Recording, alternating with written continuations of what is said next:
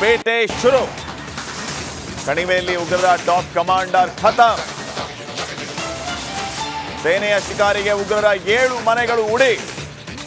ಪುಲ್ವಾಮಾ, ಕುಲ್ಗಾಮ್, ತ್ರಾಲ್, ಬಿಜ್ಬೆಹಾರ್, ಶೋಪಿಯಾನ್ನಲ್ಲಿದ್ದ ಉಗ್ರರ ಮನೆಗಳನ್ನು ಧ್ವಂಸ ಮಾಡಲಾಗಿದೆ.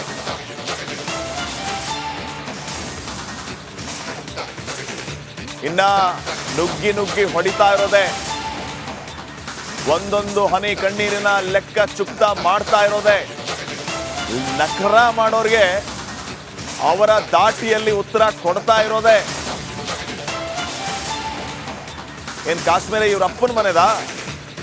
ಏನ್ ಬೇಕಾದ್ರೂ ಮಾಡ್ಬೋದು ಅಂತ ಅನ್ಕೊಂಡ್ಬಿಟ್ಟಿದಾರ? ಅಮಾಯಕರ ಬಲಿ ಪಡೆದವರ ಹಣ ಉರುಳಿಸಿಯೇ ಸಿದ್ಧ ಅಂತ ಭಾರತೀಯ ಸೇನೆ ಈಗ ಮುಂದಾಗಿದೆ.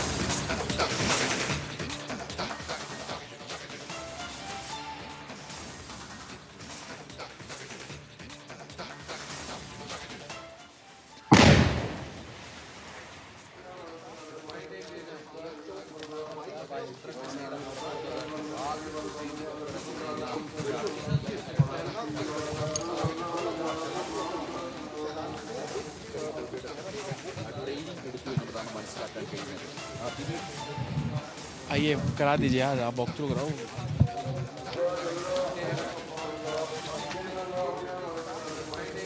ಕಾಶ್ಮೀರದಲ್ಲಿ ಕಾರ್ಯಾಚರಣೆ ಕ್ಷಣ ಕ್ಷಣಕ್ಕೂ ಕೂಡ ಕ್ಷಿಪ್ರಗತಿಯಲ್ಲಿ ಸಾಗ್ತಾ ಇದೆ. ನೋಡಿ, ನಾನು ಈಗ ಇರುವಂತ ಜಾಗ ಇದು ಶ್ರೀನಗರದ ರಾಜ್ಬಾಗ್.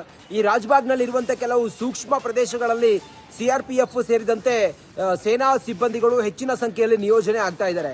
ಈ ರಸ್ತೆಗಳೆಲ್ಲ ಎನಿ ಟೈಮ್ ಏನು ಸೇನಾ ವಾಹನಗಳು ಮೂವ್ಮೆಂಟ್ ಆಗ್ತಾ ಇದಾವೆ. ನೋಡಿ, ನನ್ನ ಹಿಂದ್ಗಡೆ ತಾವು ಗಮನಿಸ್ತಾ ಇದ್ದೀರಲ್ಲ, ಇದು ರೇಡಿಯೋ ಸ್ಟಾಫ್, ಇದು ಕ್ವಾರ್ಟರ್ಸ್. ಇದು ಈ ಕ್ವಾರ್ಟರ್ಸ್ ನಲ್ಲಿ ಹೆಂಗ್ ಬಂದೋಬಸ್ತ್ ಇದೆ ಅಂತ ಹೇಳಿದ್ರೆ, ಮುಂದ್ಗಡೆ ಒಂದು ಬ್ಯಾರಿಕೇಡ್ ಹಾಕಿದ್ದಾರೆ. ಸಂಪೂರ್ಣವಾಗಿ ಕಬ್ಬಿಣದ ಸರಿಗೆಗಳಿಂದ ಸುತ್ತಿರೋದು ಬ್ಯಾರಿಕೇಡ್ಗಳನ್ನು ಹಾಕಿದ್ದಾರೆ.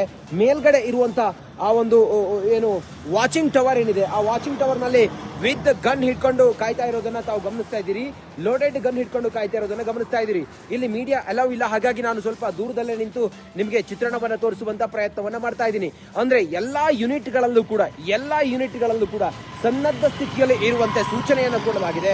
ಆ ನಿಟ್ಟಿನಲ್ಲಿ ಈಗ ಭಾರತೀಯ ಸೇನೆ ಸೇರಿದಂತೆ ಎಲ್ಲರೂ ಕೂಡ, ಜಮ್ಮು ಕಾಶ್ಮೀರ ಪೊಲೀಸರು ಕೂಡ ವ್ಯವಸ್ಥಿತವಾಗಿ ಎಲ್ಲವನ್ನು ಕೂಡ ನಿಭಾಯಿಸ್ತಾ ಇದ್ದಾರೆ.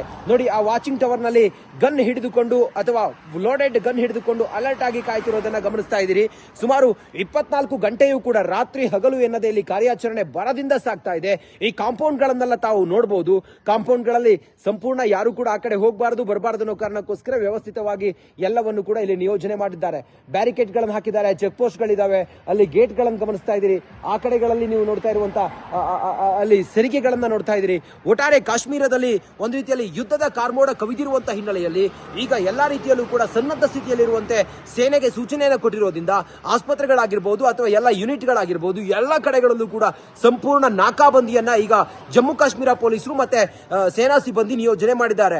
ಆ ನಿಟ್ಟಿನಲ್ಲಿ ಈಗ ಯಾವುದೇ ಒಂದು ಸಣ್ಣ ಲೋಪದೋಷವೂ ಆಗದ ರೀತಿಯಲ್ಲಿ ಕಾರ್ಯಾಚರಣೆಯನ್ನು ಮಾಡ್ತಾ ಇರುವಂತಹ ಭಾರತೀಯ ಸೇನೆ ಎಲ್ಲಾ ಕಡೆಗಳಲ್ಲೂ ಕೂಡ ರಾತ್ರಿ ಹಗಲು ಎನ್ನದೆ ಗಸ್ತು ತಿರುಗ್ತಾ ಇದ್ದಾರೆ. ಎಲ್ಲಾ ಕಡೆಗಳಲ್ಲಿ ರಸ್ತೆಗಳಲ್ಲೂ ಕೂಡ ಹೆಜ್ಜೆಗೂ ಕೂಡ ಕಾರ್ಯಾಚರಣೆಯನ್ನು ಮಾಡ್ತಾ ಇದ್ದಾರೆ. ಗಡಿಗೂ ಕೂಡ ಸೇನಾ ಬಂಕರ್ಗಳು ತಮಗೆ ಕಾಣಿಸ್ತಾ ಇದೆ. ಭಯೋತ್ಪಾದಕರನ್ನ ಹುಡುಕಿ ಯಾವ ಗವಿಯಲ್ಲಿದ್ರು ಕೂಡ ಅಲ್ಲಿಂದ ಅವರನ್ನ ಎಳೆದುಕೊಂಡು ಬಂದು ಅವರ ಮನೆಗಳನ್ನೆಲ್ಲ ಧ್ವಂಸ ಮಾಡ್ತಾ ಇದ್ದಾರೆ. ಪಾಕಿಸ್ತಾನದ ಕೈವಾಡ ಇದರಲ್ಲಿ ಇದೆ ಅನ್ನೋ ವಿಚಾರ ಬಹಳ ಸ್ಪಷ್ಟವಾಗಿ ಗೊತ್ತಾದ ನಂತರ ಪಾಕಿಸ್ತಾನಕ್ಕೆ ರಾಜತಾಂತ್ರಿಕವಾಗಿಯೂ ಕೂಡ ಇಲ್ಲಿ ಒಂದು ರೀತಿಯಲ್ಲಿ ಪಾಕಿಸ್ತಾನವನ್ನು ಕಟ್ಟಿ ಹಾಕುವಂತ ಪ್ರಯತ್ನವನ್ನ ಮಾಡ್ತಾ ಇದ್ದಾರೆ. ಬಹುಶಃ ಇವತ್ತು ಈ ಒಂದು ಪೆಹಲ್ಗಾವ್ನಲ್ಲಿ ಅಟ್ಯಾಕ್ ಆಗಿ ಇವತ್ತಿಗೆ 5ನೇ ದಿನ. ಈ 5ನೇ ದಿನ ಕಾರ್ಯಾಚರಣೆ ಬರದಿಂದ ಸಾಗಿದೆ. ಎಲ್ಲ ಸೂಕ್ಷ್ಮ ಪ್ರದೇಶಗಳಲ್ಲಿ ಬಂದೋಬಸ್ತ್ ಚುರುಕಾಗಿದೆ. ಅದರ ಹೊರತಾಗಿ ಒಂದು ರೀತಿಯಲ್ಲಿ ಆತಂಕದ ವಾತಾವರಣ ಖಂಡಿತವಾಗ್ಲೂ ಕೂಡ ಯಾವುದೇ ಕ್ಷಣದಲ್ಲಿ ಏನ್ ಬೇಕಾದ್ರೂ ಆಗ್ಬಹುದು. ಆಸ್ಪತ್ರೆ ಸೇರಿದಂತೆ ಪೊಲೀಸ್ ಠಾಣೆ ಸೇರಿದಂತೆ ಸೇನಾ ಟೆಂಟ್ಗಳು ಹಾಗೆ ಕೆಲವು ಸೂಕ್ಷ್ಮ ಪ್ರದೇಶಗಳಲ್ಲಿ ಹೆಚ್ಚಿನ ಬಂದೋಬಸ್ತ್, ಹೆಚ್ಚಿನ ನಾಕಾಬಂದಿಯನ್ನು ಹಾಕಲಾಗಿದೆ.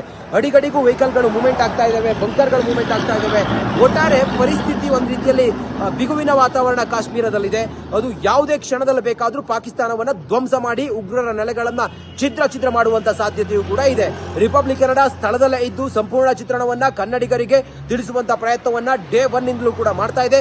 ಈಗಲೂ ಕೂಡ ನಾವು ಗ್ರೌಂಡ್ ಅಲ್ಲಿದ್ದು ಸಂಪೂರ್ಣವಾದಂತಹ ಇಲ್ಲಿನ ಕಾಶ್ಮೀರದ ವಸ್ತುಸ್ಥಿತಿಯನ್ನ ತಿಳಿಸುವಂತ ಪ್ರಯತ್ನವನ್ನ ಮಾಡ್ತಾ ಇದ್ದೀವಿ.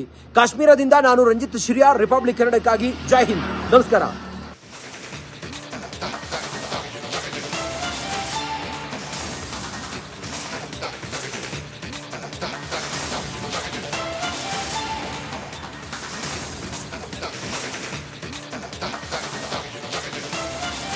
ನೋಡಿ, ಭಾರತ ಪಾಕಿಸ್ತಾನ ನಡುವೆ ಪರಿಸ್ಥಿತಿ ಮತ್ತಷ್ಟು ಉದ್ವಿಗ್ನ ಆಗ್ತಾ ಇದೆ. ಭಾರತೀಯ ಸೈನ್ಯದ ಯುದ್ಧದ ಪರಿಸ್ಥಿತಿ ನಿರ್ಮಾಣ ಆಗಿದೆ.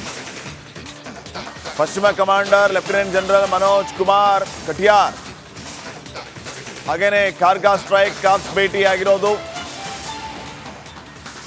ಹರಿಯಾಣದ ಅಂಬಾಲದಲ್ಲಿರುವಂತಹ ನೆಲೆಯಲ್ಲಿ ಪರಿಶೀಲನೆ ನಡೆದಿರೋದು. ಶತ್ರುಗಳ ಪ್ರದೇಶದಲ್ಲಿ ಚುರುಕಾಗಿ ಸಾಗೋದಕ್ಕೆ ಸೈನಿಕರು ತರಬೇತಿಯನ್ನ ಪಡೆದಿದ್ದಾರೆ. ವೈರಿ ಪಡೆಯ ಒಳ ಹೊಕ್ಕಿ ಹೊಡೆಯುವ ಸಾಮರ್ಥ್ಯ ಇರುವಂತಹ ಸ್ಟ್ರೈಕ್ ಕಾರ್ಪ್ಸ್ ಇವರಿಗೆ ಈಗ ತರಬೇತಿಯನ್ನ ನೀಡಲಾಗಿದೆ. ಇನ್ನು ಮುಂದೆ ನೋಡಿ, ಈ ಫೋಟೋಗಳನ್ನು ಪಾಕಿಸ್ತಾನದವ್ರು ನೋಡಬೇಕು, ಆ ಉಗ್ರರು ನೋಡಬೇಕು. ಇನ್ನು ಮುಂದೆ ನಿಮಗೆ ಈ ಫೋಟೋನೇ ಎಷ್ಟು ನಡಕ ಹುಟ್ಟಿಸಿರುತ್ತೋ ಏನೋ. ಬರ್ತಾರೆ, ಹುಡುಕಿ ಹುಡುಕಿ ಹೊಡಿತಾರೆ. ಈಗಾಗಲೇ ಕಾರ್ಯಾಚರಣೆ ಆರಂಭ ಆಗಿದೆ.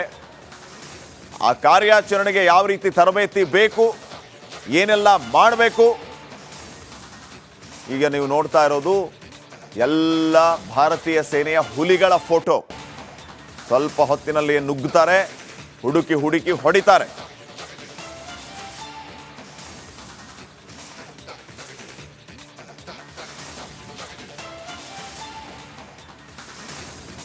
ನೋಡಿ, ಈಗಾಗಲೇ ಕಾರ್ಯಾಚರಣೆ, ಅದಕ್ಕೆ ಬೇಕಾದಂತಹ ತಯಾರಿ, ತರಬೇತಿ ಎಲ್ಲವೂ ಕೂಡ ವ್ಯವಸ್ಥಿತವಾಗಿ ನಡೀತಾ ಇದೆ. ಯುದ್ಧದ ವಾತಾವರಣ ಯಾವಾಗ ಬೇಕಾದರೂ ಸೃಷ್ಟಿ ಆಗ್ಬೋದು. ಭಾರತೀಯ ಸೇನೆಯಂತೂ ಸರ್ವ ಸನ್ನದ್ಧವಾಗಿದೆ, ಹಾತೊರಿತಾ ಇದೆ.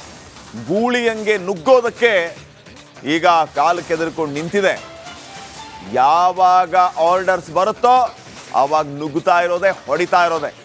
ಈಗಾಗಲೇ ಮತ್ತೊಂದು ಕಡೆ ಕಾರ್ಯಾಚರಣೆಯು ಆರಂಭ ಆಗಿದೆ. ಉಗ್ರರ ಮನೆಗಳು ಉಡೀಸ್, ಲಷ್ಕರ್ ಎ ತೊಯ್ಬಾದ ಒಬ್ಬ ಕಮಾಂಡರ್ ಉಡೀಸ್, ಹೀಗೆ ಪಟ್ಟಿ ಜಾಸ್ತಿ ಆಗ್ತಾನೆ ಹೋಗುತ್ತೆ. ಇನ್ನು ಮುಂದೆ ನನ್ನ ಕೊಲೀಗ್ ರಂಜಿತ್ ಜಮ್ಮು ಕಾಶ್ಮೀರದಿಂದ ನೇರ ಸಂಪರ್ಕದಲ್ಲಿ ಜಾಯ್ನ್ ಆಗಿದ್ದಾರೆ. ರಂಜಿತ್, ಸದ್ಯಕ್ಕೆ ಯಾವ ರೀತಿಯ ವಾತಾವರಣ ನಿಮಗೆ ಕಂಡು ಬರ್ತಾ ಇದೆ? ಅಲ್ಲಿನ ಜನ ಹಾಗೇನೆ ಭದ್ರತಾ ಪಡೆಗಳು ಯಾವ ರೀತಿ ಕೆಲಸದಲ್ಲಿ ಮಗ್ನರಾಗಿದ್ದಾರೆ? ಏನು ಅಪ್ಡೇಟ್ಸ್ ಕೊಡ್ತೀರಿ?